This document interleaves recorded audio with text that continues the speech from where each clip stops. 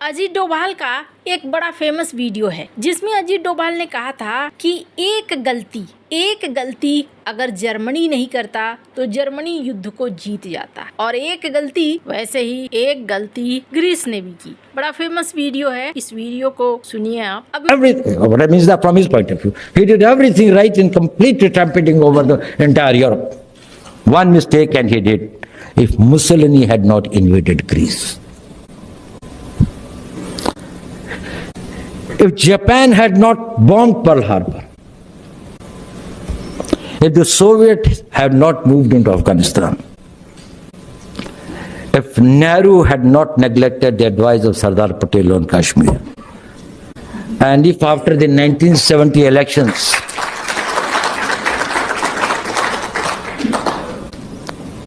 after the 1970 National Assembly elections in Pakistan, Awami League, which had the largest number of seats, absolute majority, they would have allowed Mujibur Rahman to become the Prime Minister. There would have been no Bangladesh. One mistake. So avoid the mistakes.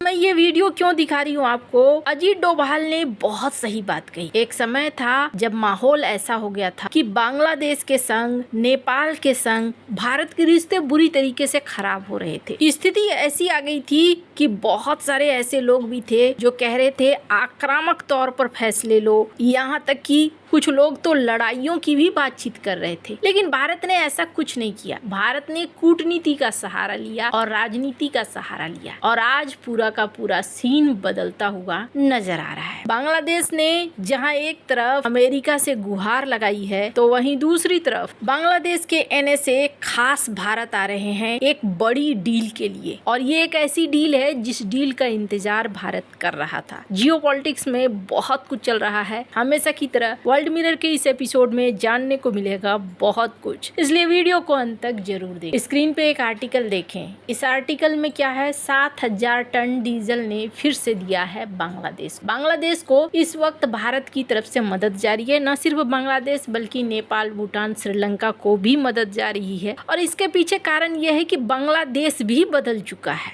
अभी हाल ही में बांग्लादेश के दिवस पर यहाँ आयोजन हुआ था, जहाँ इनके कमिश्नर ने क्या कहा, इनके कमिश्नर ने कहा कि बांग्लादेश कभी भी भारत के खिलाफ नहीं जाएगा। अगर ऐसा कुछ होता है जो भारत के लिए चिंताजनक हो तो वैसा काम नहीं करे। अभी एक और भी चीज देखने को मिली जो बहुत बड़ी थी, और वो था एक बड़े आतंकी का पकड़ा जाना। शब्बीर अहमद लोन माना गया था, बांग्लादेश बॉर्डर के पास इन्हें पकड़ा गया, और इनकी प्लानिंग बड़ी थी। जैसा कि यूनुस के कार्यकाल में देखने को मिला था कि जिस तरीके से पाकिस्तान और बांग्लादेश नजदीक आ रहे थे, तो इस आर्टिकल के अनुसार कहा जा रहा है कि इसकी प्लानिंग थी लश्कर-ए तैयबा को इस जगह पे फैलाना, और उनके टारगेट में मंदिर, कनॉट प्लेस, पहाड़गंज, ये सब टारगेट में थे, जिस तरीके से यह आर्टिकल लिख रहा है। लेकिन ये पकड़ा जाना एक चीज जरूर दिखाता है, और वो दिखाता है कि भारत और बांग्लादेश के बीच में सहयोग बढ़ रहा है, और जो एक प्रॉक्सी संगठन यहाँ बन रहा था बांग्लादेश के अंदर, उस पर लगाम लगने की तैयारी भी चल रही है। पर इसी भी ये भी देखने को मिल रहा है कि बांग्लादेश एक बहुत बड़ी डील के लिए भारत आ रहा है, और इस डील से पहले इन्होंने अमेरिका से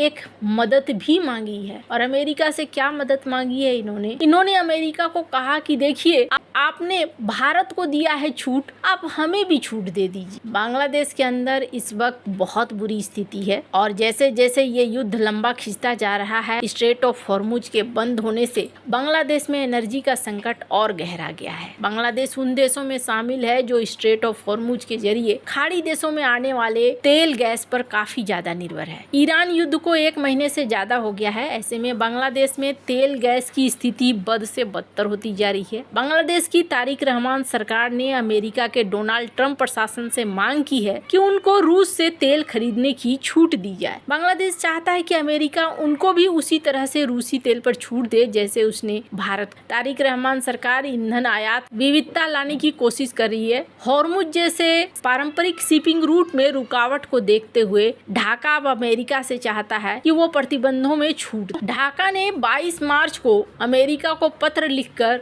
रूस से 6 लाख टन का रिफाइंड ईंधन आयात करने की अनुमति देने या वैकल्पिक रूप से 2 महीने के लिए छूट देने का अनुरोध किया है। वैसे चर्चा भी की गई है, लेकिन अमेरिका ने अभी तक जवाब नहीं दिया है। बांग्लादेश के एनर्जी डिपार्टमेंट के अधिकारियों का कहना है कि कई देशों से बातचीत चल रही है। भारत से भी उन्होंने बातचीत की और भारत से 60,000 टन डीजल की मांग की, लेकिन अभी भारत ने उन्हें 5,000 टन डीजल ही दिया है, ये उनका कहना है। हालांकि और 2 खेप आने की उम्मीद है जो भारत की तरफ से निकला भी है। अभी बांग्लादेश का कहना है कि हमें अनुमति तो दी गई है स्ट्रेट ऑफ हॉर्मुज से निकलने के लिए, पर अभी पूरी तरीके से औपचारिक तौर पर, आधिकारिक तौर पर हमें कंफर्म नहीं किया गया है। तो जैसे ही कंफर्म किया जाएगा वैसे ही फिर हम एक्शन में आएंगे। बांग्लादेश और नेपाल दोनों ही इस वक्त भारत के साथ अपने रिश्तों को भी अच्छा रखना चाहते हैं। और सबसे बड़ी बात आप देखिए, आपको भारत की कूटनीति और विदेश नीति समझ में आना शुरू हो जाएगा। ये जो समय है ना, ये अगर भारत के लिए थोड़ी मुसीबतें ला रहा है तो कई अवसर भी ला रहा है। बांग्लादेश में यूनुस के नेतृत्व वाली अंतरिम सरकार के राज में तो भारत और बांग्लादेश की स्थिति बहुत खराब, और उस समय लगा था कि भारत के साथ अब संबंध नहीं सुधरेंगे। लेकिन अब बांग्लादेशी विदेश मंत्री खलीलुर रहमान अपने पहले विदेश दौरे पर भारत आ रहे हैं। इस दौरे से बांग्लादेश को कई उम्मीद है, उनमें सबसे खास है गंगा जल संधि, यानी गंगा वाटर ट्रीटी, इसका रेन्यूअल। ये गंगा ट्रीटी इसी समय समाप्त हो रही है और बांग्लादेश चाहता है कि इसको वापस लागू किया जाए। कहा जा रहा है कि बांग्लादेशी विदेश मंत्री अगले सप्ताह एक कार्यक्रम में हिस्सा लेने के लिए मॉरिशस जा रहे हैं और उससे पहले वो भारत में रुकेंगे, कई बड़े अधिकारियों से मुलाकात करेंगे। रहमान 8 अप्रैल को विदेश मंत्री एस जयशंकर, राष्ट्रीय सुरक्षा सलाहकार अजीत डोभाल और वाणिज्य मंत्री पीयूष गोयल के साथ बैठक कर सकते हैं। बांग्लादेशी विदेश मंत्री का पहले विदेश दौरे पर भारत आना बांग्लादेश की तत्परता को दिखलाता है। यूनुस सरकार में बांग्लादेश की तरफ से कई बार भारत के खिलाफ भड़काऊ बयानबाजी की गई। अब तारिक रहमान की सरकार डैमेज कंट्रोल में जुटी है। शपथ लेते ही बांग्लादेशी प्रधानमंत्री तारिक रहमान ने भारत के साथ संबंधों को भी ठीक करने की कोशिश की है। वहीं बांग्लादेश भी ये जानता है कि पानी से लेकर ईंधन तक उसका भारत के बिना गुजारा नहीं चल सकता है। भारत और बांग्लादेश ने 30 साल पहले 1996 में 30 साल के लिए गंगा जल बंटवारा समझौता किया था। इस संधि का मकसद गंगा के पानी का बंटवारा तय करना था, खास तौर पर सूखे मौसम में। अब इसकी अवधि दिसंबर 2026 में खत्म हो रही है। इससे पहले बांग्लादेश दोबारा इसे लागू करना चाहता है। दरअसल इस संधि से बांग्लादेश को कई बड़े फायदे मिल रहे हैं। बांग्लादेश गंगा जल संधि के रेन्युअल के लिए तत्पर है। इसकी वजह यह है कि बांग्लादेश को संधि के तहत गंगा के पानी का निश्चित हिस्सा मिलने की गारंटी मिली, जिससे पहले की अनिश्चितता काफी हद तक खत्म हो गई। इस तय जल आपूर्ति ने देश के एग्रीकल्चर को बड़ा सहारा दिया है, क्योंकि नियमित रूप से जब पानी मिलता है तो सब कुछ ठीक रहता है। इस संधि से भारत को भी रणनीतिक, कूटनीतिक और व्यवहारिक फायदे मिले हैं। सबसे बड़ा फायदा ये हुआ है कि पानी बंटवारे को लेकर लंबे समय से चल रहा विवाद काफी हद तक सुलझ गया है, जिससे तनाव भी कम हुआ है। अंतर्राष्ट्रीय लेवल पर भारत की छवि एक जिम्मेदार और सहयोगी देश के रूप में मजबूत भी हुई है। और ये भारत के लिए अच्छा है कि भारत के पड़ोसी अब धीरे धीरे भारत के साथ आते हुए नजर आ रहे हैं। आपको क्या लगता है इन सब मामले में? आपकी क्या राय है? कमेंट कर जरूर बताएं। जल्द मिलते हैं अगले वीडियो में नई खबर के साथ।